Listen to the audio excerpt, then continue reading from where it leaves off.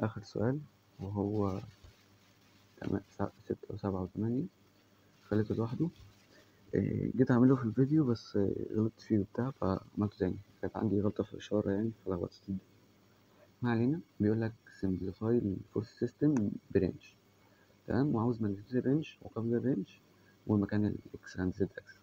يعني إيه رينج؟ يعني أو يعني إيه السيستم ده هتعمل له simplify للرينج؟ معناها إن أنا هبسط السيستم كله لقوة واحدة اف ار حوالينها مومنت اغرق، تمام. فهو عاوز يعرف قيمة الاف ار وعاوز يعرف قيمة المومنت وعاوز يعرف مكان الاف ار، تمام. اعمل كده ازاي؟ اول حاجة عندي ده هحلله، تبقى 200 3/5 كوزين، هنا 200 4/5 سهم من فوق سهم من بره. طيب وعندي 400 وعندي 200. عندي دول الاربع اسهم اللي بعرف بيهم الاتجاهات. ده كده اهو، ماشي، يبقى ده كده ده كده ده كده ده كده. طيب وهنا تبقى ده كده. نيجي هنا ده يبقى كده كده كده كده. دي الأسهم، كل دول حاجات الموجب. طيب أول حاجة عاوز أعرف الإف آر، أجيب إف آر عن طريق إن أنا أجيب أول حاجة سميشن القوة على الإكس. فين سميشن القوة؟ عندي الإكس ده معنديش اللي هي 200 و400، فأعمل 200 3/5 الموجب ناقص السالب، الموجب ناقص السالب، يعني اللي جاي عليا ناقص اللي رايح، اللي هي 200 ضرب 3/5 ناقص 400 بتساوي سالب 280. يبقى أنا عندي هنا سالب 280 اي. طيب بالنسبة للجي عندي سالب 200 بس، سالب 200 جي. بالنسبة للكي عندي 204/5 اللي هي 204/5 اللي هي 160، يبقى زائد 160 كي. طيب دي كده القوة. هو عاوز قيمة القوة كإيه؟ كسكيل. طب ماشي، أعمل لها إيه؟ أعمل لها ماجنتيود، آخد كل دول تحت الجذر. طيب نيجي أول هنا 280 بار 2 بلس 200 بار 2 بلس 160 بار 2، ما بكتبش سالب عشان بار 2 بتاع السالب، 279 سوري، اللي هي اختيار A. طيب ماشي كده هنجيب أول مطلوب. تاني مطلوب عاوز يعرف قيمة القابل، قيمة المومنت وقيمة ومكان الاف ار. طيب الاف ار مكانها فين؟ او قبل ما نجيب مكان الاف ار احنا عاوزين نجيب المومنت اللي عملها القوة، تمام. ليه؟ لان انا الاف ار بتعمل مومنت، المومنت ده بيساوي مومنت القوة العشوائية، يعني كان عندي قوة هنا وقوة هنا وقوة هنا، التلاتة دول بيعملوا مومنت بيديني ده، والاف ار بتعمل مومنت بيديني ده، والاتنين قد بعض، يعني مومنت القوة بيساوي مومنت المحصلة، تمام. فانا اول حاجة عاوز اجيب مومنت القوة لان ده هيعوضني. طيب نجيب مومنت حوالين الاكس اكس، مومنت حوالين الاكس اكس، مومنت حوالين الاكس اكسس، ده موازي للاكس اكسس فمش مومنت، ده بيقطع الاكس اكسس فمش مومنت، ده موازي للاكس اكسس فمش مومنت، يبقى لي 200. ال 200 فوق الاكس اكسس فهعتمد السهم اللي فوق الاكس اكسس، اللي ماشي كده موجب، ال 200 دي موجب يبقى 200 موجب ضرب المسافة العمودية اللي هي الحتة دي اللي هي نص، ضرب نص، ده المومنت اباوت اكس اكسس. طيب المومنت اباوت واي، ماشي، المومنت اباوت واي هنا ده موازي لواي ملوش مومنت، ال 400 ليها مومنت، ال 200 ليها مومنت، وال 200 دي كمان ليها مومنت. ال 400 فوق الواي، الواي بيقول لك اي حاجه ماشيه كده موجب، ال 400 موجب لا سالب 400.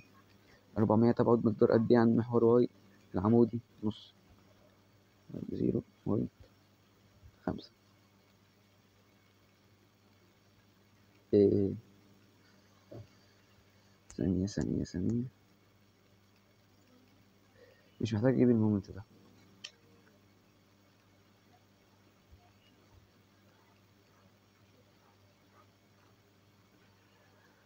ماشي جيت تاني.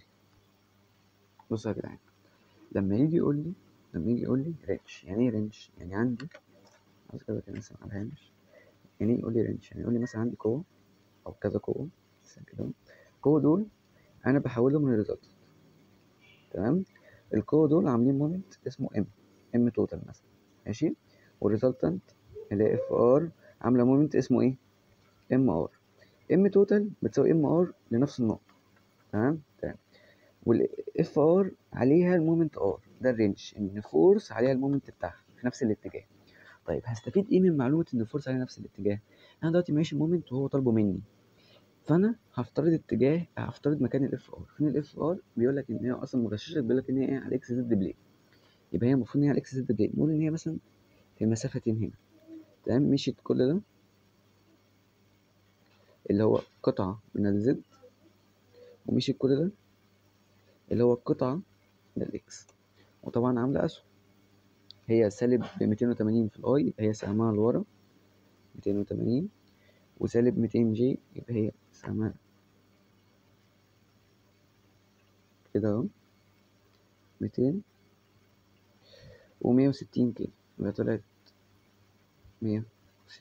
تمام تمام، ما كتبتش السبب لان انا خلاص رمزت ان هم لورا. دي الاف ار، ده مكانها اكس ومكانها زد، انا عاوز اعرف الزد والاكس، وعاوز اعرف قيمه المومنت ار. طيب، مش احنا قلنا ان الاف ار هي مومنت ار، يبقى اليونت فيكتور ار هو اليونت فيكتور مومنت ار.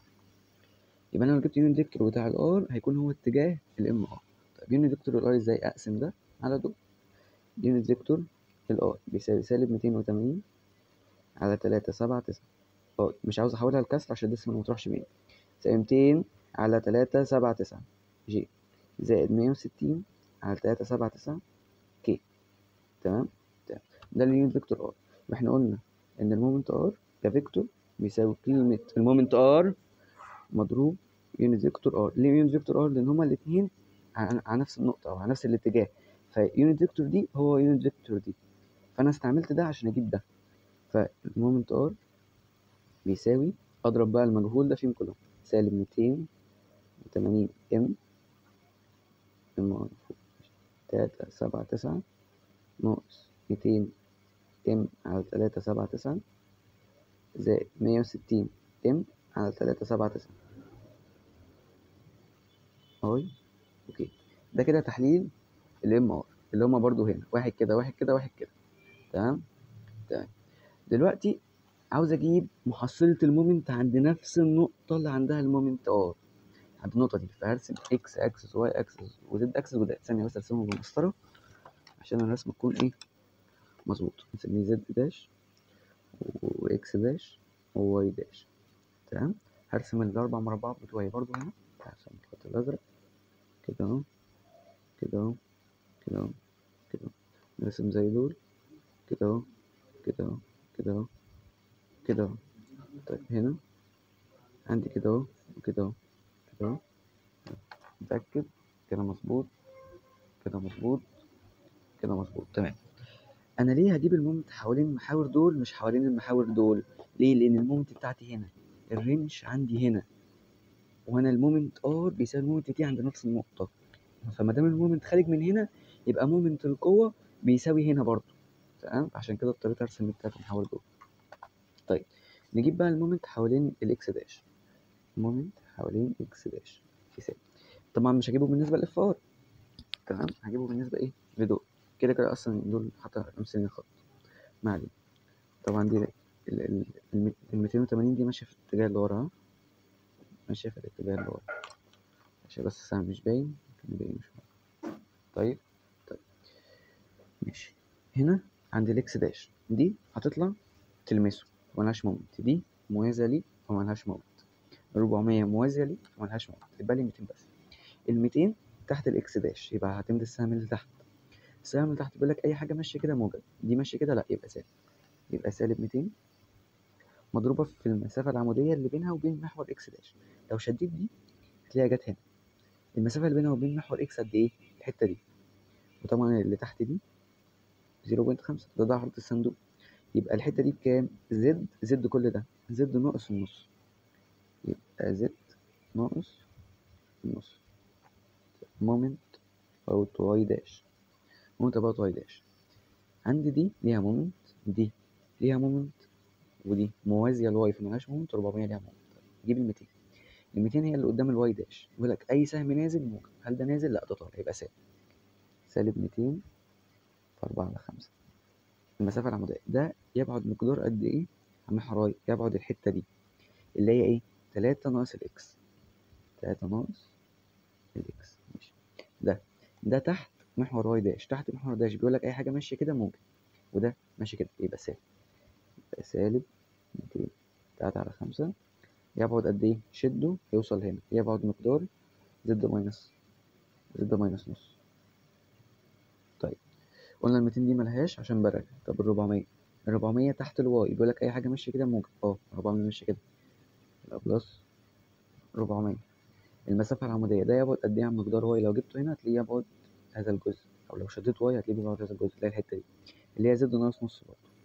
زد ناقص نص. طيب مومنت أباوت زد داش. مومنت أباوت زد داش. ماشي.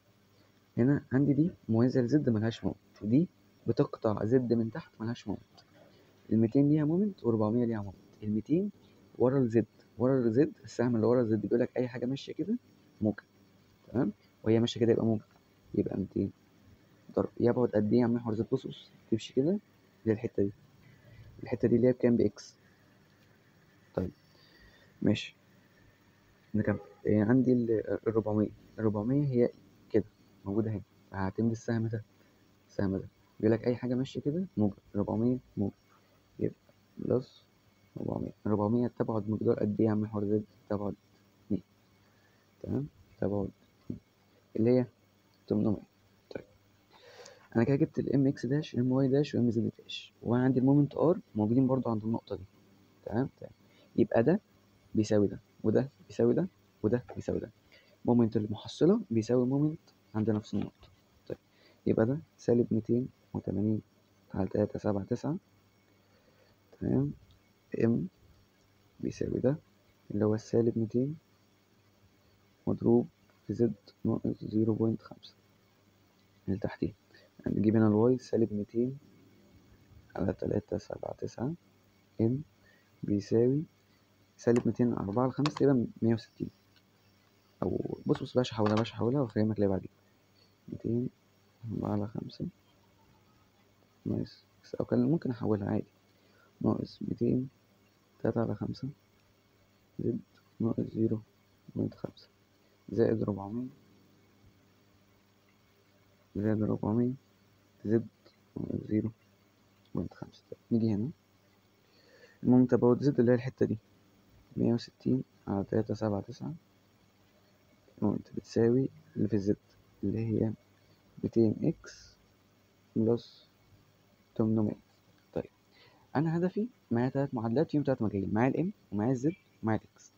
خلاص سهلة أقدر أحلها. المعادلة دي عاوز أحولها كلها لإم، عاوز أشيل الإكس دي وأحط إم. طب أشيل الإكس إزاي؟ وأدي 800 الناحية التانية بقت 200 إكس تساوي 160 إم على 379 ناقص 800.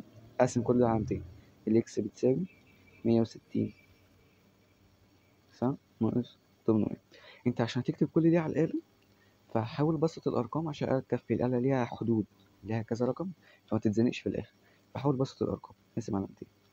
طيب لو جينا هنا لو قلنا الإكس اقسم هنا على 200 يعني 160 على 379 ضرب 200 يديك 4 مضروبة في ام على 1895 ناقص 800 على 200 ب4.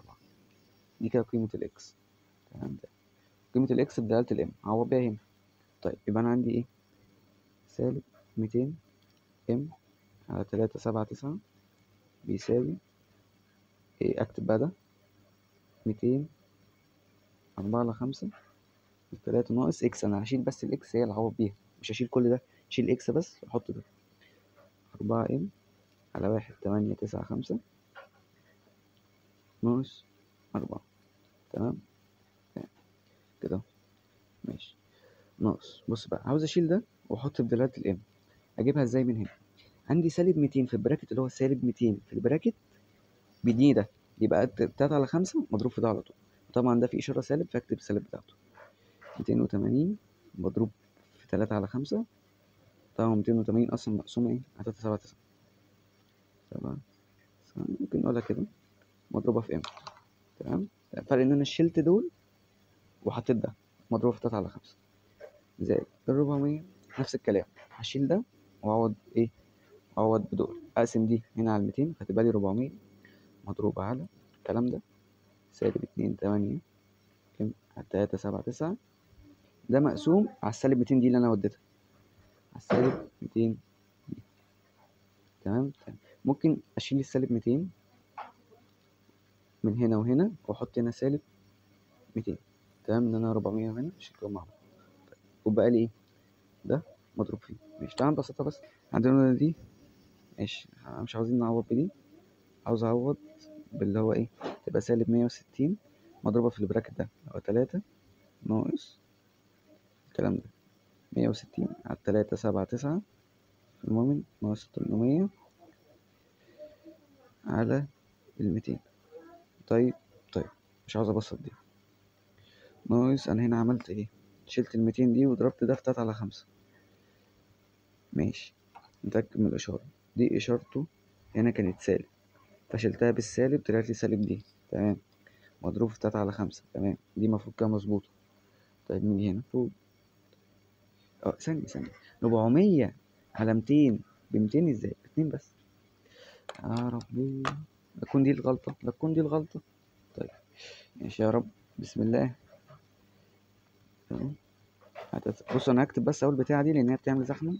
3/7/9 تديني كام، ناقص ده بيديني الجزء ده بيديني ناقص 0.5277.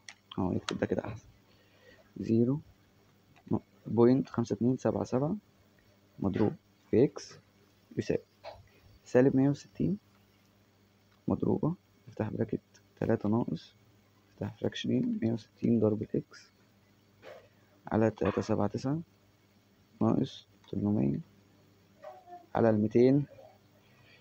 اقفل البراكت، خلصنا من دي نخش على دي.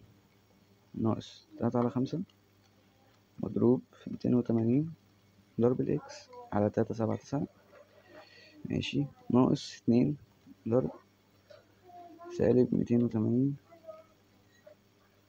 الإشارة دي مظبوطة وإن شاء الله تكون مظبوطة. ضرب اتملت ولا ايه، اتملت ولا ايه؟ طيب ماشي. تمام، دي نطير السالب بالسالب تبقى موجب، طيرت السالب دي بالسالب دي بقت موجب. ماشي، ده 2 في 280 بقى 560 ضرب الاكس على 3/7/9. بسم الله يا رب. هتعب. اهي جت 509 اللي هي 590. الله اكبر، 590. طيب عاوزين نجيب بقى الاكس والزد. طيب نجيب الاكس من هنا، نجيب الاكس من المعادلة دي. طيب 160 ضرب 590 على ثانية نفتح براكتين برفكشنين قصدي 160 ضرب 560 على 3/7/9 ناقص 800 على 200. الإكس بزيرو بوينت سالب 2.8 سالب 2.8 يبقى عندي دي ودي يا إيه يا بي. طيب ماشي كده جبنا الإكس يساوي سالب 2.8. طيب نجيب الزد، هنا الزد معادلة الزد أهي نجيبها من المنطق. طيب عندي هنا سالب 280 ضرب 560 على 3/7/9 يساوي سالب 200. بكتب دي هنا ضرب اكس معرفوش ناقص 0.5. الزد بتساوي 2.56 2.56. في جليتش حصل هنا. اي 560 ايه 590 سوري شيفت سولف. انا كنت كاتبها تحت 590 ولا 560 هتأكد. معنى دي طلعت 2.67 اللي هي 2.7. تمام، تعالى نتأكد بس من الثانية. احنا قلنا ايه 160 ضرب 590 على 3/7/9 ناقص 800 على 200. كانت مظبوطة ماشي. كتبتها 60 ماشي، هتبقى برضو ايه 7/5. المهم دي بسالب 0.8 ودي بسالب 0.7. دي بسالب 0.8 ودي التانية مش بسالب، التانية مش بسالب. تمام، حتى بص لو جينا هنا المرجع نتأكد من الأرقام، الإكس بكذا والواي، عشان أنا بصور فين، الإكس بكذا والزد بكذا، تمام. فبس، فدي كده إجابة السؤال، هنكتبها. إجابة السؤال أول واحد إجابته A، تاني واحد إجابته D، تالت واحد إجابته B. بس كده. على